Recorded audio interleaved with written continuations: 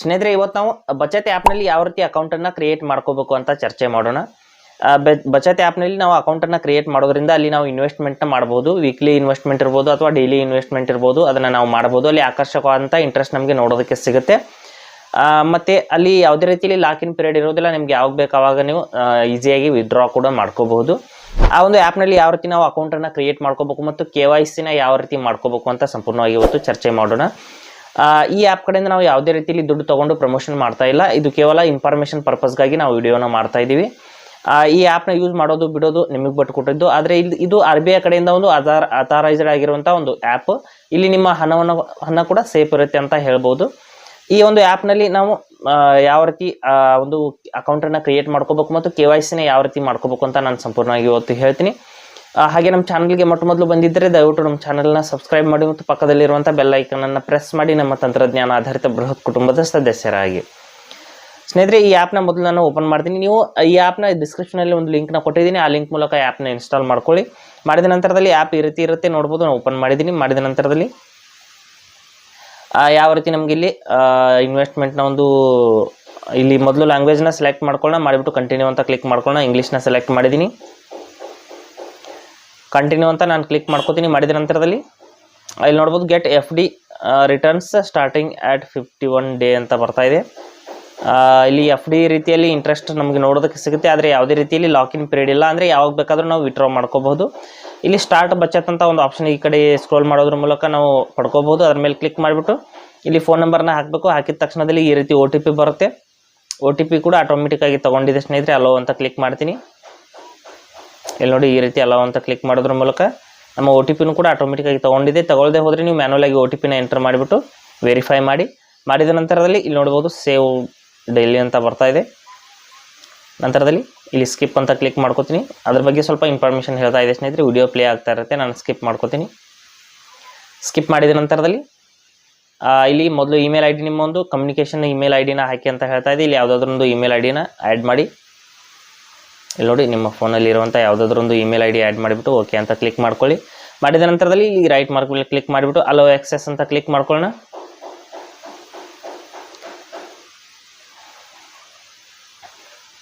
Hello access ಮೇಲೆ click ಮಾಡಿಬಿಟ್ಟು ಇಲ್ಲಿ ಕೆಲವೊಂದಿಷ್ಟು ಪರ್ಮಿಷನ್ಸ್ಗೆ ಈ ರೀತಿ ಅಲೋ ಮಾಡ್ಕೊಳ್ಳಿ. ಲೊಕೇಶನ್ನು ಅಥವಾ ನೋಟಿಫಿಕೇಷನ್ಸು ಪರ್ಮಿಷನ್ ಕೇಳುತ್ತೆ. ಅಲೋ ಮಾಡಿದ ನಂತರದಲ್ಲಿ ಇಲ್ಲಿ ನೋಡ್ಬೋದು ಈ ರೀತಿ ಒಂದು ಡ್ಯಾಶ್ ಬೋರ್ಡ್ ಇಲ್ಲಿ ಓಪನ್ ಆಗಿದೆ. ಇಲ್ಲಿ ನೀವು ಇನ್ವೆಸ್ಟ್ಮೆಂಟ್ನ ಸ್ಟಾರ್ಟ್ ಮಾಡಿ ಅಂತ ಹೇಳ್ತಾ ಇದೆ. ಇಲ್ಲಿ ಫರ್ದರ್ ಇನ್ಫಾರ್ಮೇಷನ್ ನಾನು ತೋರಿಸ್ತೀನಿ. ಕೆಳಗಡೆ ಸ್ಕ್ರೋಲ್ ಮಾಡಿಬಿಟ್ಟು ಯಾವ ರೀತಿ ಅಂತ ನೋಡಿ, ವೀಕ್ಲಿ 51 ರುಪೀಸು ಅಥವಾ ಇಲ್ಲಿ ನೋಡಿ ವೀಕ್ಲಿ ಡೈಲಿ ಅಂತ ಎರಡು ಆಪ್ಷನ್ಸ್ ಇಲ್ಲಿ ನೋಡೋದಕ್ಕೆ ಸಿಗುತ್ತೆ. ನೀವು ಡೈಲಿ ಇನ್ವೆಸ್ಟ್ಮೆಂಟ್ ಬೇಕಾದರೂ ಸ್ಟಾರ್ಟ್ ಮಾಡ್ಕೋಬೋದು, ಈ ವೀಕ್ಲಿ ಇನ್ವೆಸ್ಟ್ಮೆಂಟ್ ಬೇಕಾದರೂ ಸ್ಟಾರ್ಟ್ ಮಾಡ್ಕೋಬೋದು. ನಂತರದಲ್ಲಿ ಇಲ್ಲಿ ಕೆಳಗಡೆ ಸ್ಕ್ರೋಲ್ ಮಾಡಿಬಿಟ್ಟು ತೋರಿಸ್ತೀನಿ. ಇನ್ನೂ ಬೇರೆ ಬೇರೆ ರೀತಿಯಲ್ಲಿ ಆಪ್ಷನ್ಸ್ ಇಲ್ಲಿ ನೋಡೋದಕ್ಕೆ ಸಿಗುತ್ತೆ. ಯುವರ್ ಮನಿ ಇಸ್ ಸೇಫ್ ಅಂತ ಬರ್ತಾ ಇದೆ. ಸೇಫ್ ವಿತ್ ICICI ಒಂದು ಮ್ಯೂಚುವಲ್ ಫಂಡ್ ಅಂತ ಬರ್ತಾ ಇದೆ. ನಂತರದಲ್ಲಿ ಇಲ್ಲಿ ಸ್ವಲ್ಪ ಕೆಳಗಡೆ ನೋಡ್ಬೋದು ಈ ರೀತಿ ಹಲವಾರು ಆಪ್ಷನ್ಸ್ಗಳು ನೋಡೋದಕ್ಕೆ ಸಿಗುತ್ತೆ. ಇಲ್ಲಿ ನಾವು ಇನ್ವೆಸ್ಟ್ಮೆಂಟ್ನ ಸ್ಟಾರ್ಟ್ ಮಾಡೋದನ್ನು ಹೇಳ್ತೀನಿ. ಇಲ್ಲಿ ಸ್ಟಾರ್ಟ್ 51 ಡೈಲಿ SIP ಅಂತ ಕ್ಲಿಕ್ ಮಾಡ್ಕೋತೀನಿ. 51ಗಿಂತ ಕಡಿಮೆನೂ ಮಾಡ್ಬೋದು ಸ್ನೇಹಿತರೆ. ಮಿನಿಮಮ್ 20 ರೂಪಾಯಿಂದ ನೀವು ಡೈಲಿ SIPನ ಸ್ಟಾರ್ಟ್ ಮಾಡ್ಬೋದು. ಅಲ್ಲಿ ನೋಡ್ಬೋದು 20 ರೂಪಾಯಿನ ಎಂಟರ್ ಮಾಡ್ಕೊಂಡಿದ್ದೀನಿ. ಮಾಡಿದ ನಂತರದಲ್ಲಿ ಸೆಲೆಕ್ಟ್ ಯುವರ್ ಬ್ಯಾಂಕ್ ಅಂತ ಕೆಳಗಡೆ ಆಪ್ಷನ್ ಇದೆ, ಅದ್ರ ಮೇಲೆ ಕ್ಲಿಕ್ ಮಾಡ್ಕೊಳ್ಳೋಣ. ನೀವು ಒನ್ ಟೈಮ್ ಇನ್ವೆಸ್ಟ್ಮೆಂಟ್ ಕೂಡ ಮಾಡ್ಬೋದು. ನಿಮಗೆ SIP ಮಾಡದೆ ಹೋದರೆ ಪಕ್ಕದಲ್ಲಿ ಲ್ಯಾಂಪ್ಸಮ್ ಅಂತ ಒಂದು ಆಪ್ಷನ್ ಇದೆ, ಅದ್ರ ಮೇಲೆ ಕ್ಲಿಕ್ ಮಾಡಿ ಒನ್ ಟೈಮ್ ಇನ್ವೆಸ್ಟ್ಮೆಂಟ್ ಕೂಡ ಮಾಡ್ಬೋದು. ಇಲ್ಲಿ ಪ್ರೊಸೀಡ್ ಅಂತ ಕ್ಲಿಕ್ ಮಾಡ್ಕೋತೀನಿ. ಮಾಡಿದ ನಂತರದಲ್ಲಿ ಇಲ್ಲಿ UPI ಅನ್ನೋದು ಆ್ಯಕ್ಟಿವೇಟ್ ಆಗ್ತಾ ಇದೆ ಸ್ನೇಹಿತರೆ. ಅಂದರೆ UPIಗೆ ಇದು ರೀಡೈರೆಕ್ಟ್ ಆಗ್ತಾ ಇದೆ.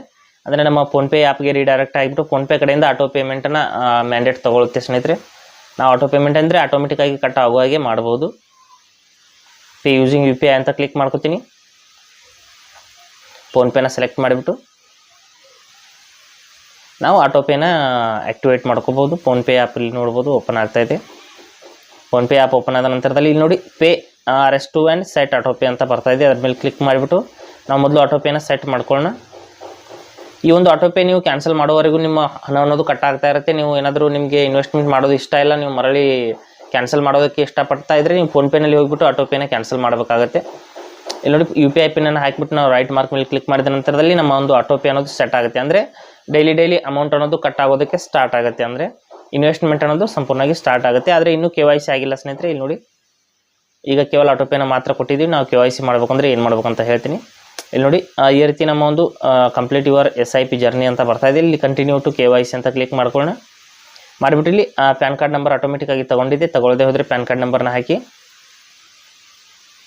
ಹಾಕಿದ ನಂತರದಲ್ಲಿ ಇಲ್ಲಿ ಡಿಜಿಲಾಕರ್ ಅನ್ನೋದು ಲಾಗಿನ್ ಆಗ್ತಾ ಇದೆ. ಇಲ್ಲಿ ನಿಮ್ಮ ಹತ್ರ ಡಿಜಿಲಾಕರ್ ಅಕೌಂಟ್ ಇಲ್ಲ ಅಂದರೆ ಕೆಳಗಡೆ ಕ್ರಿಯೇಟ್ ಡಿಜಿಲಾಕರ್ ಅಕೌಂಟ್ ಅಂತ ಕ್ಲಿಕ್ ಮಾಡ್ಕೊಂಡ್ಬಿಟ್ಟು ಅಕೌಂಟನ್ನು ಕ್ರಿಯೇಟ್ ಮಾಡ್ಕೊಳ್ಳಿ. ಡಿಜಿಲಾಕರ್ ಅಕೌಂಟ್ ಆಲ್ರೆಡಿ ಇದೆ ಅಂದರೆ ಇಲ್ಲಿ ಫೋನ್ ನಂಬರ್ ಮೂಲಕ ನಾವು ಲಾಗಿನ್ ಮಾಡ್ಕೊಳ್ಳೋಣ. ಫೋನ್ ನಂಬರು ಡಿಜಿಲಾಕರ್ ಪಿನ್ನನ್ನು ಹಾಕಿಬಿಟ್ಟು ಲಾಗಿನ್ ಮಾಡ್ಕೊಳ್ಳೋಣ. ಡಿಜಿಲಾಕರ್ ಪಿನ್ ಕೂಡ ಇಲ್ಲ ಅಂದರೆ ಇಲ್ಲಿ ಫಾರ್ಗೆಟ್ ಸೆಕ್ಯೂರಿಟಿ ಪಿನ್ ಅಂತ ಕ್ಲಿಕ್ ಮಾಡ್ಕೊಂಡ್ಬಿಟ್ಟು ಡಿಜಿಲಾಕರ್ ಪಿನ್ ಕೂಡ ನೀವು ಚೇಂಜ್ ಮಾಡ್ಕೋಬೋದು. ನಂತರದಲ್ಲಿ ನಾನು ಸಬ್ಮಿಟ್ ಮಾಡ್ತೀನಿ. ಪಿನ್ನನ್ನು ಹಾಕಿಬಿಟ್ಟು ಸಬ್ಮಿಟ್ ಮಾಡಿದ ನಂತರದಲ್ಲಿ OTP ಬಂದಿದೆ ಸ್ನೇಹಿತರೆ. ಅಂದರೆ ಡಿಜಿಲಾಕರ್ ಕಡೆಯಿಂದ ಒಂದು OTP ಬರುತ್ತೆ. ಆ OTPನ ಇಲ್ಲಿ ಎಂಟರ್ ಮಾಡಿಬಿಟ್ಟು ಸೈನ್ ಇನ್ ಅಂತ ಕ್ಲಿಕ್ ಮಾಡ್ಕೊಳ್ಳೋಣ. ಮಾಡಿದ ನಂತರದಲ್ಲಿ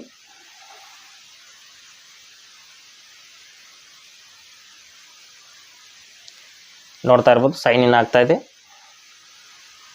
ನಂತರದಲ್ಲಿ ಕೆಲವೊಂದಿಷ್ಟು ಪರ್ಸನಲ್ ಡೀಟೇಲ್ಸ್ನ ಇಲ್ಲಿ ತಗೊಳ್ತಾ ಇದೆ ಸ್ನೇಹಿತರೆ. ಹಾಗೆ ಇಲ್ಲಿ ನಂತರ ಕೊನೆಗೆ ಪ್ಲೇಸ್ ಆರ್ಡರ್ ಅಂತ ಕ್ಲಿಕ್ ಮಾಡ್ಕೊಳ್ಳೋಣ. ಪ್ಲೇಸ್ ಆರ್ಡರ್ ಅಂತ ಕ್ಲಿಕ್ ಮಾಡಿದ ನಂತರದಲ್ಲಿ ಇಲ್ಲಿ ಸಿಗ್ನೇಚರ್ನ ನಾವು ಹಾಕಬೇಕಾಗುತ್ತೆ. ನಮ್ಮ ಒಂದು ಸಿಗ್ನೇಚರ್ನ ಈ ರೀತಿ ಹಾಕಿಬಿಟ್ಟು ಸಬ್ಮಿಟ್ ಸಿಗ್ನೇಚರ್ ಅಂತ ಕ್ಲಿಕ್ ಮಾಡ್ಕೋಬೇಕು. ನಂತರದಲ್ಲಿ ಈ ಸೈನ್ ಅಂದರೆ ಕೊನೆಯ ಹಂತ, ಇಲ್ಲಿ KYCಯ ಒಂದು ಕೊನೆಯ ಹಂತ. ಇಲ್ಲಿ ಈ ಸೈನ್ ಮಾಡಬೇಕಾಗುತ್ತೆ. ಇದರ ಮೇಲೆ ಕ್ಲಿಕ್ ಮಾಡಿಬಿಟ್ಟು ನಮ್ಮ ಒಂದು ಈ ಸೈನ್ ಪ್ರೊಸೆಸ್ನ ಕಂಪ್ಲೀಟ್ ಮಾಡ್ಕೊಳ್ಳೋಣ. ಇಲ್ಲಿ ಮತ್ತೆ ಆಧಾರ್ ನಂಬರ್ನ ಹಾಕಬೇಕಾಗುತ್ತೆ. ಇಲ್ಲಿ ನೋಡ್ತಾ ಇರ್ಬೋದು ಆಧಾರ್ ನಂಬರ್ ಹಾಕಿಬಿಟ್ಟು ರಿಕ್ವೆಸ್ಟ್ OTP ಅಂತ ಕ್ಲಿಕ್ ಮಾಡ್ಕೋಬೇಕು. ರಿಕ್ವೆಸ್ಟ್ OTP ಅಂತ ಕ್ಲಿಕ್ ಮಾಡಿದ ನಂತರದಲ್ಲಿ ನಮ್ಮ ಒಂದು ಆಧಾರ್ ನಂಬರ್ಗೆ ಅಥವಾ ನಮ್ಮ ಒಂದು ಫೋನ್ಗೆ OTP ಬರುತ್ತೆ. ಆಧಾರ್ ಕಡೆಯಿಂದ ಈ ಸಲ ಒಂದು ಆಧಾರ್ ಕಡೆಯಿಂದ OTP ಬರುತ್ತೆ. ಆ OTPನ ಹಾಕಿಬಿಟ್ಟು ವ್ಯಾಲಿಡೇಟ್ OTP ಅಂತ ಕ್ಲಿಕ್ ಮಾಡ್ಕೊಳ್ಳೋಣ. ನಂತರದಲ್ಲಿ ನೋಡ್ಬೋದು ಫೈನಲ್ ಆಗಿ ನಮ್ಮ ಒಂದು ಈ ಸೈನ್ ಅನ್ನೋದು ಸಕ್ಸಸ್ ಆಗಿದೆ. ಆದ ನಂತರದಲ್ಲಿ ನಮ್ಮ ಇನ್ವೆಸ್ಟ್ಮೆಂಟ್ ಅನ್ನೋದು ಸಂಪೂರ್ಣವಾಗಿ ಇಲ್ಲಿ ನೋಡಿ ಕೊನೆಗೆ ಒಂದು OTP ಬರ್ತಾ ಇದೆ. ಆ ಒಂದು OTPನ ಹಾಕಿಬಿಟ್ಟು ನಾವು ಅಲೋ ಅಂತ ಕ್ಲಿಕ್ ಮಾಡಿಬಿಟ್ಟು ಆ OTPನ ಹಾಕಿ ವೆರಿಫೈ ಮಾಡೋಣ. ತಕ್ಷಣದಲ್ಲಿ ನಮ್ಮ ಒಂದು ಸಂಪೂರ್ಣವಾದಂಥ ಇನ್ವೆಸ್ಟ್ಮೆಂಟ್ ಅನ್ನೋದು ಸ್ಟಾರ್ಟ್ ಆಯಿತು. ಇನ್ನು ಮುಂದೆ ನೋಡಿ ಕೊನೆಗೆ 20 ರೂಪಾಯಿ ನಾವು ಇಂದಿನ ಒಂದು ಇನ್ವೆಸ್ಟ್ಮೆಂಟ್ನ ನಾವು ಮೊದಲು ಪೇ ಮಾಡಬೇಕಾಗುತ್ತೆ. ಈಗ ಆಟೋಪೇನ ಕೊಟ್ಟಿದ್ದೀವಿ, ಅದು ನೆಕ್ಸ್ಟ್ ಡೇಯಿಂದ ಸ್ಟಾರ್ಟ್ ಆಗುತ್ತೆ. ಆದರೆ ಇಂದಿನ ಒಂದು ಇನ್ವೆಸ್ಟ್ಮೆಂಟನ್ನು ನಾವು ಪೇಮೆಂಟನ್ನು 20 ರೂಪಾಯಿನ ಮೊದಲು ಮಾಡಬೇಕಾಗುತ್ತೆ. ಇಲ್ಲಿ ನೋಡಿ 20 ರೂಪಾಯಿನ ಈ ರೀತಿ ಪೇಮೆಂಟನ್ನು ಮಾಡ್ಕೊಳ್ಳಿ. ಮಾಡಿದ ನಂತರದಲ್ಲಿ ನೋಡಿ ಸಕ್ಸಸ್ ಆದ ನಂತರದಲ್ಲಿ ನೋಡ್ಬೋದು ಕನ್ಫರ್ಮಿಂಗ್ ಪೇಮೆಂಟ್ ಅಂತ ಬರ್ತಾ ಇದೆ. ತಕ್ಷಣದಲ್ಲಿ ನೋಡ್ಬೋದು ಪೇಮೆಂಟ್ ಸಕ್ಸಸ್ಫುಲ್ ಆಯಿತು. ಆದ ನಂತರದಲ್ಲಿ ನೋಡ್ಬೋದು ಸಂಪೂರ್ಣವಾದಂಥ ನಮ್ಮ ಒಂದು ಇನ್ವೆಸ್ಟ್ಮೆಂಟ್ ಅನ್ನೋದು ಸಕ್ಸಸ್ಫುಲ್ ಆಗಿದೆ. ಇನ್ನೇನು ಮಾಡಬೇಕಾಗಿಲ್ಲ. ಇಷ್ಟು ಮಾಡಿದ ನಂತರದಲ್ಲಿ ನಮ್ಮ ಒಂದು ಪ್ರತಿದಿನ ಅಥವಾ ನಾವು ವೀಕ್ಲಿ ಸೆಟ್ ಮಾಡಿದರೆ ನಮ್ಮ ಒಂದು ಹಣ ಅನ್ನೋದು ಕಟ್ ಆಗೋದಕ್ಕೆ ಸ್ಟಾರ್ಟ್ ಆಗುತ್ತೆ. ನಂತರದಲ್ಲಿ ಯಾವ ರೀತಿ ನಾವು ಈ ಇನ್ವೆಸ್ಟ್ಮೆಂಟ್ನ ಕ್ಲೋಸ್ ಮಾಡಿಬಿಟ್ಟು ಹಣವನ್ನು ವಿತ್ಡ್ರಾ ಮಾಡ್ಕೋಬಹುದು ಅನ್ನೋದನ್ನು ಸಂಪೂರ್ಣವಾಗಿ ನೆಕ್ಸ್ಟ್ ವಿಡಿಯೋದಲ್ಲಿ ಹೇಳ್ತೀನಿ ಸ್ನೇಹಿತರೆ. ಹಾಗೆ ನಮ್ಮ ಚಾನಲ್ ಹಾಗೆ ಕೊಟ್ಟಿರೋ ಮಾಹಿತಿ ಸಂಪೂರ್ಣ ಮತ್ತು ನಿರೂಪಣೆ ಮಾಡಿದೆ ಶೈಲಿ ಉತ್ತಮ ಅಂತ ಅನಿಸಿದರೆ ವಿಡಿಯೋನ ಲೈಕ್ ಮಾಡಿ ಮತ್ತು ನಿಮ್ಮ ಸ್ನೇಹಿತರಿಗೂ ಕೂಡ ಶೇರ್ ಮಾಡಿ. ಹಾಗೆ ಅದ್ರ ಬಗ್ಗೆ ಸಮಸ್ಯೆಗಳು ಡೌಟ್ಗಳಿದ್ರೆ ಕಮೆಂಟಲ್ಲಿ ಅವಶ್ಯವಾಗಿ ತಿಳಿಸಿ. ಮುಂದಿನ ವಿಡಿಯೋದಲ್ಲಿ ಮತ್ತೊಂದು ಹೊಸ ವಿಷಯದೊಂದಿಗೆ ಇರ್ತೀನಿ. ಮುಂದೆ ಬರ್ತೀವಿ. ಎಲ್ಲಿವರೆಗೂ ಟೇಕ್ ಕೇರ್.